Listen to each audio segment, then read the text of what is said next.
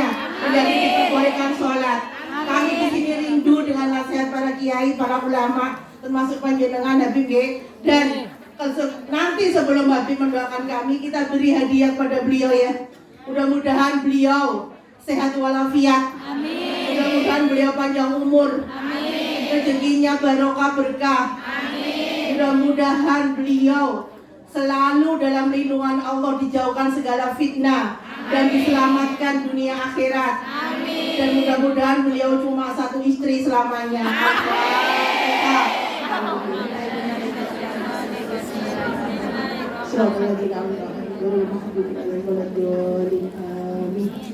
Dan saya di sini saja. Dan fihi ala kulli hal. Wa na'udzu billahi min ahwali ahli dhalal. Wa nusalli wa nusallim ala sayyidina wa habibina wa syafi'ina Muhammad asril jamali wa manba'il kamali wa mustawda'il jalal wa ala alihi wa sahbihi khairi suhbin wa al amma ba'd. Subhanaka la ilma lana illa ma 'allamtana innaka antal alimul hakim. Rabbi shrah li sadri wa yassir li amri wahlul 'uqdatam min lisani yafqahu qawli. Amin. Dumateng segenap para hadirin dan hadirat. Hadirinnya cuma satu saya tadi. Kopiahan mana?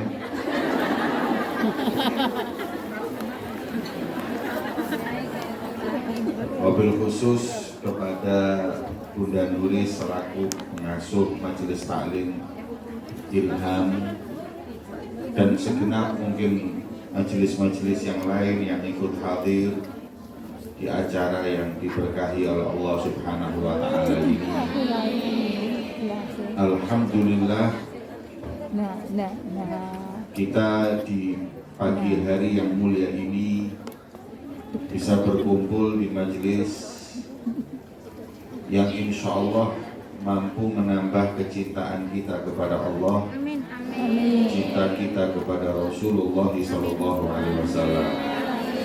Khususnya kita yang baru saja meninggalkan bulan Rabiul Awal, bulan kelahiran beliau junjungan Nabi besar Muhammad SAW. Maka kita berharap agar cinta kita kepada Nabi bertambah dan cinta Nabi kepada kita juga bertambah. Amin. Wonten ulama namanya Al-Imam Asy'arani. Wiridnya beliau tiap sholat adalah Allahumma habibni ila nabi wa habibin nabi ilayya. Ya Allah, tambahlah kecintaan Nabi Muhammad kepada kami dan tambahlah kecintaan kami kepada Nabi Muhammad. Karena nggak ada orang yang paling beruntung kecuali orang yang cinta di dunia ini kepada Nabi Muhammad dan dicintai oleh Nabi Muhammad. Maka itu majelis yang kita hadiri bersama di hari yang mulia ini insya Allah adalah salah satu sebab kita tambah cinta kepada Nabi dan Nabi tambah cinta kepada kita. Amin ya Rabbal Alamin. Hadirin yang dimuliakan oleh Allah Subhanahu wa Ta'ala, kalau Nabi cinta kepada kita itu sudah pasti. Nabi cinta kepada kita itu sudah pasti. Tapi kalau kita cinta kepada Nabi ini yang belum pasti. Kalau Nabi itu cinta kita karena tiap kali yang disebut umatnya, ketika ditawari oleh Allah segala hal, Nabi Muhammad permintaannya la ardo ahadan min ummati finnar. Saya nggak rela kalau seorang dari umatku ada yang masuk neraka. Itu Rasulullah. Oleh Allah di dalam Al-Quran disifatkan Nabi Muhammad, laqad ja'akum rasulun min anfusikum, telah datang seorang di antara kalian manusia. Jadi Nabi itu manusia. Setinggi-tingginya kedudukan Nabi Muhammad tetap manusia. Gak ada di antara kita yang ngomong kalau Nabi itu anaknya Tuhan atau ponakan atau misanan, juga gak ada. Makanya oleh Allah disebutkan min anfusikum, supaya kita bisa nyontoh. Nabi itu manusia sama-sama kita, supaya kita bisa nyontoh. Tapi kalau kita yakini Nabi Muhammad itu anaknya Tuhan, mana bisa kita manusia nyontoh anaknya Tuhan? Makanya Nabi Muhammad min anfusikum, manusia, agar bisa menjadi suri tauladan untuk kita. Azizun alaihi ma anittum, sifatnya Nabi itu gak rela kalau ada umatnya menderita. Ada riwayat Rasulullah itu pernah di pasar kelihatan seorang budak. Budak itu kalau sekarang mungkin seorang pembantu. Pembantu yang membantunya tuan. Kalau budak itu milik. Ini budak, ini milik sudah. Miliknya tuannya. Diperintahkan ke pasar belanja, uangnya hilang. Dan juragannya jahat. Kesian, mau beli gak bisa, pulang takut, bingung. Kelihatan Rasulullah, orang itu bingung, didatengin, ada apa? Kok kau ketakutan? Kata orang tersebut, aku diperintahkan tuanku untuk belanja, mau beli uangnya hilang, mau pulang gak berani, bingung saya ini. Kata Rasulullah, berapa uangnya? 4 dinar, anggap 400.000 dikasih oleh Rasulullah. Belanja. Setelah belanja pulang juga nggak berani. Ditanya lagi, kenapa? Tuanku itu tukang suka marah. Kalau saya pulang nggak bawa apa-apa, dia marah-marah. Maka kata Rasulullah, ya udah saya antarkan, saya mintakan maaf. Bayangin hadirin, seorang budak ini diantarkan oleh Rasulullah, itu waktu itu sudah presiden di Madinah. Diantar oleh Rasulullah, ketika sampai di rumah tuannya bingung loh, budaknya kok datang sama Nabi. Akhirnya dia masuk ke rumah, ditutup pintunya, nunggu Rasulullah salam. Diketok pintu, Assalamualaikum, nggak dijawab. Assalamualaikum, nggak dijawab. Yang ketiga, Assalamualaikum, dijawab. Dibuka pintunya, disambut Rasulullah Shallallahu Alaihi Wasallam. Kemudian ditanya, ya Rasulullah, kok tumben datang ke sini? Aku ngantarkan budakmu yang kesian dia ini, ketakutan. Kemudian kenapa? Tadi dia itu terlambat. Dia takut, khawatir kalau kau marah. Makanya saya datang ke sini untuk mintain maaf. Saking senangnya tuannya berkata, ya Rasulullah, saya bukan cuma nggak marah, tapi saking bahagianya atas kedatanganmu ke sini, budakku ini aku bebaskan di jalan Allah, merdeka. Yes. Saking senengnya. Akhirnya alhamdulillah Rasulullah bahagia. Ya Rasulullah, hanya untuk budak inikah kau datang jauh-jauh dari Madinah? Beliau mengatakan iya, karena saya nggak ingin ada seorang daripada umatku sengsara. Jadi Nabi Muhammad itu nggak bisa lihat umatnya sengsara. Azizun alaihi ma'anittum, itu artinya Nabi yang nggak bisa lihat umatnya sengsara.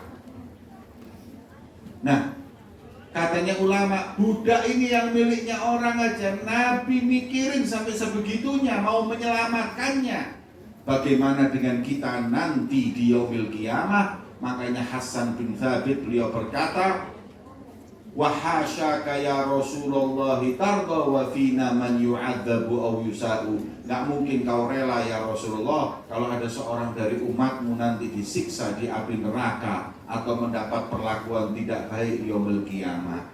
Maka itulah Nabi SAW begitu cinta kepada kita umatnya. Allahumma sholli ala Muhammad. Cuman ketika Rasulullah selesai, Rasulullah tanya, kenapa salam tadi kok sekali dua kali nggak dijawab? Jawabannya tuan rumah, maaf ya Rasulullah, kami jawab tapi pelan-pelan. Pas panjenengan Assalamualaikum, kita jawab Waalaikumsalam. Assalamualaikum, Waalaikumsalam. Pas ketiga baru waalaikumsalam. Sebab kalau langsung kami jawab, maka kau cuman salam sekali untuk kami dan yang tinggal di rumah kami. Cuman satu doa ya Rasulullah, rugi kita. So doa assalamualaikum kan semoga kalian selamat. Kalau Nabi cuman doakan sekali ya kurang. Kalau 3 kali baru istimewa. Makanya kita pelan-pelan jawabnya sampai yang ketiga supaya dibanjiri doa selamat rumah kami olehmu ya Rasulullah. Amin. Senyum kanjeng Nabi, masya Allah. Makanya kalau ada kiai yang datang ke rumah sampean jangan dijawab dulu salam. Ada ustaz, ada habib, ditunggu sampai 200-300 supaya Ditinggal pergi. doa untuk kita begitu banyak di rumah kita. Allahumma sholli ala Muhammad. Itulah Rasulullah itu cinta kepada kita. Jadi makanya kalau kita ini sudah bisa memastikan kecintaan Nabi Muhammad kepada kita, azizun alaihi ma'anitum harisun alaikum bil mu'minin. Nabi Muhammad itu berupaya apapun dia lakukan agar umatnya selamat. Rasul Shallallahu Alaihi Wasallam sampai pergi beliau itu ke Taif, mau mengajak orang Taif masuk Islam, nggak taunya nggak disambut dengan tola al-badru, malah disambut dengan batu-batuan. Rasulullah dilempari batu berkucuran darahnya. Kemudian ketika darah itu ada yang mau menetes di tanah, oleh Rasulullah diambil, diusapkan di badannya. Sahabat tanya, ya Rasulullah, kok ya sempat-sempatnya panjenengan itu ngurusi tetesan darah? Kata Rasulullah, aku mendengar tanah ini berkata, kalau satu tetes darahnya Muhammad sampai ke tanah, ke punggungku, aku akan telan semua orang-orang Taif. Maka Rasulullah itu walaupun dilempari batu, tapi tetap Rasulullah itu nggak pengen orang yang melempari batu itu mereka mati, binasa atau diazab.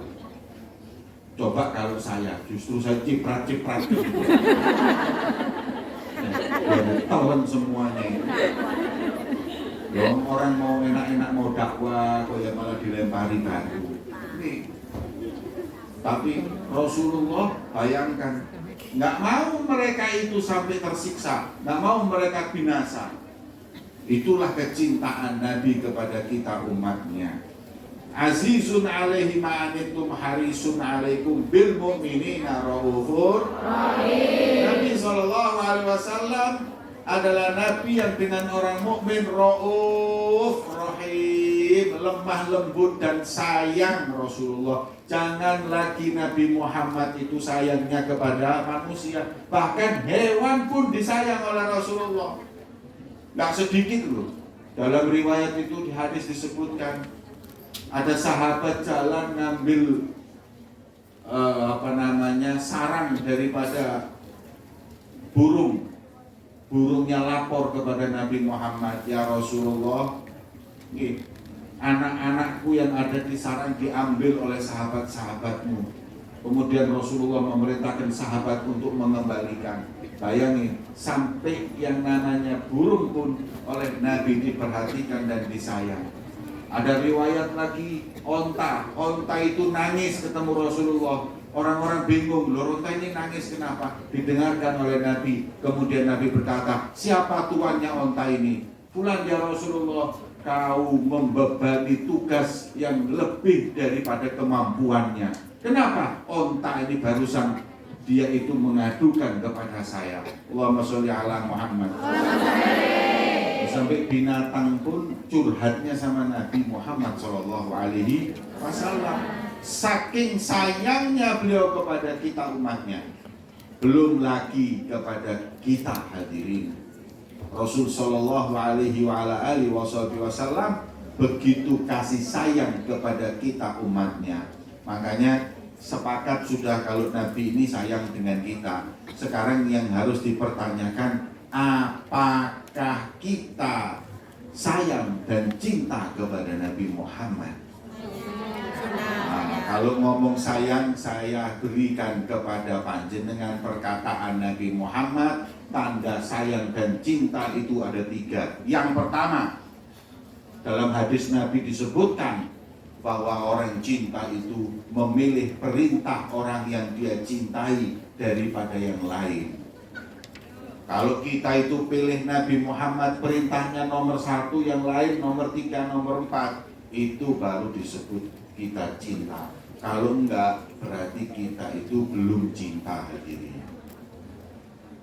Nah, ini sekarang kita tanya kepada diri kita, perintah Nabi dengan perintah yang lain ini kadang-kadang semuanya kita dahulukan Nabi apa yang lain?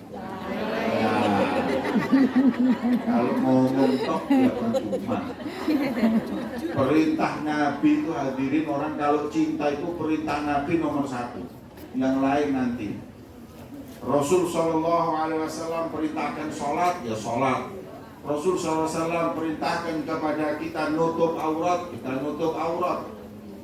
Nabi Muhammad perintahkan kita nutup aurat. Kenapa kita nggak nutup aurat? Berarti kita, orang yang buka aurat itu berarti kurang cinta sama Nabi Muhammad. Kenapa? Karena dia lebih mendahulukan perintah yang lain daripada Rasulullah SAW. Ini. Jadi kalau kita mengatakan cinta kepada Nabi, kita harus dahulukan perintahnya Nabi Muhammad SAW. Itu berarti cinta. Kayak anak-anak sekarang ini, anak-anak ini kalau sudah cinta dengan pacarnya, perintah pacarnya itu nomor 1. Benar, Bib. Kalau sudah cinta dengan seseorang, apapun yang dia ingini itu dinomor 1-kan.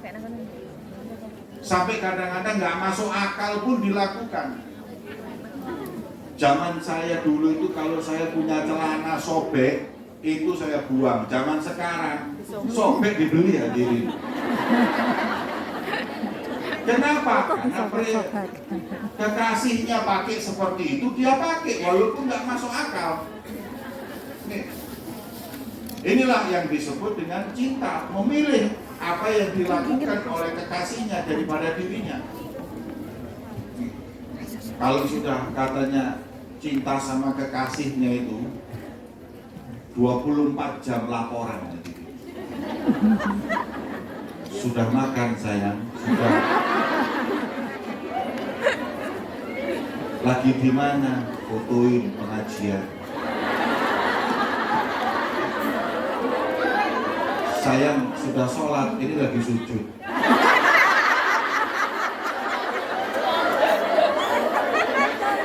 Sholat kok ngomong.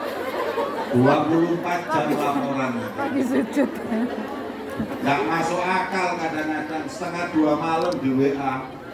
Assalamualaikum, tidur tuh bangun. Cuman jawab WA-nya. Ayo ketemuan yuk setengah 2 bengi. Tapi karena cinta, ayo gimana kuburan Cino? Ya berangkat. Kenapa? Orang kalau sudah cinta mau berkorban sudah. Pokoknya apapun biar perintahnya itu dia lakukan. In kana hubbuka shadiqan la ata'tahu innal muhibba liman yuhibbu muti'u. Memang di mana-mana kata orang Arab, kalau cinta itu sejati kau akan taat. Di mana-mana orang yang cinta itu taat dengan orang yang dia cinta, itu di mana-mana. Sampai ada namanya Abdullah bin Umar, sahabat Nabi itu, saking cintanya sama Nabi, di mana Nabi pernah duduk atau berhenti dia di situ lakukan. Nabi itu pernah dulu naik kendaraan berhenti di situ. Beliau kalau naik kendaraan berhenti di situ. Kenapa? Saking pinginnya sama dengan yang dia cintai. Dalam kitab Risalah Mu'awarah disebutkan ada orang sangat cinta sama Nabi, sampai makanan aja tanya Nabi Muhammad makannya apa. Sampai dia itu pernah dikasih semangka, nggak mau dimakan, tanya dulu Rasulullah pernah makan semangka enggak? Kalau nggak makan saya nggak mau makan. Dicari di hadis, oh ya Rasulullah pernah makan semangka. Nah sekarang saya makan. Kalau nggak makan Nabi saya nggak makan. Itu orang kalau sudah cinta itu seperti itu. Jadi sesuatu itu nggak suka, kalau kekasihnya itu suka jadi suka. Itu memang orang kalau cinta. Lain orang kalau cinta sama Nabi seperti itu. Nah semangka ini ketika mau dimakan bingung motongnya dari tengah atau dari atas. Karena Rasulullah makannya dulu dari tengah atau dari atas, bingung dia. Akhirnya dicari-cari nggak ada. Rasulullah pokoknya adanya makan semangka, cara motongnya nggak ada. Karena beliau mengatakan kalau nggak ada cara motongnya saya nggak makan. Karena saya takut saya nanti motong dari atas sedangkan Nabi dari tengah, maka saya beda dari Nabi Muhammad. Langsung dia nggak jadi makan semangka. Makanya yang cinta sama Nabi itu, Nabi nggak pernah makan rujak, nggak pernah makan gado-gado, komen pangsit, nggak tak tahu. Marahin lu, Nih, Beb. orang itu kan gitu, kekasihnya goyangannya bakso, dia nggak suka, tapi gara-gara kekasihnya suka, dia jadi suka. Situ orang cinta. Kita itu kalau cinta sama Nabi, apapun yang diperintahkan dan disukai Nabi kita lakukan. Ini bukti cinta kita kepada Nabi Muhammad SAW. Kalau sudah seperti itu, baru kita cinta. Itu yang pertama. Yang kedua, an yakhtar mujalasata habibihi ala mujalasati ghairi. Orang cinta itu duduk dengan kekasihnya kuat. Nih. Orang kalau cinta video call sampai jam 2 bengi ku kuat. Sampai jam 2 malam. WA sampai subuh. Kenapa? Itu memang adalah orang cinta. Orang cinta itu seperti itu. Duduk atau berdialog dengan orang yang dia cintai itu kuat. Nah sekarang kita semuanya katanya cinta sama Nabi. Seberapa kuat kita duduk sama Rasulullah. Duduk sama Rasulullah di mana? Di Madinah, nggak perlu di Madinah. Di sini setiap kali kita ngaji nuntut ilmu itu kita duduk dengan Rasulullah. Sebagaimana Imam Sa'al Tasturi beliau berkata, barang siapa yang ingin duduk dengan Nabi, maka duduklah dengan pewaris Nabi, nuntut ilmu, membawa Al-Quran dan hadis Nabi, maka kita seakan-akan duduk bersama Rasulullah SAW. Kalau kita duduk di majelis 4 jam, 5 jam kuat, ya ini berarti kita cinta sama Nabi. Ada khotbah Jumat di tangga saya itu, zaman corona kemarin itu. Khutbah Jumat itu biasanya 10-15 menit, dia khutbah itu setengah jam.